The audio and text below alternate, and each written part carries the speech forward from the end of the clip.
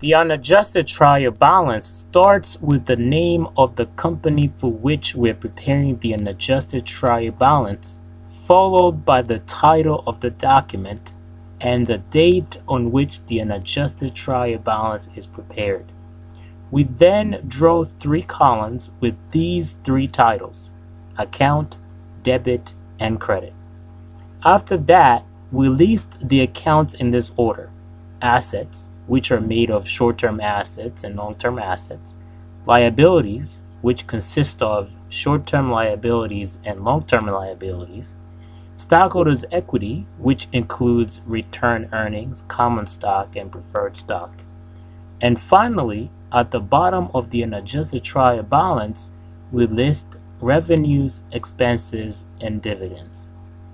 Once we have listed all the accounts along with their respective balances on the trial balance, we make sure that the total of all the debit balances is equal to the total of all the credit balances, because the general rule is that debits must equal credits.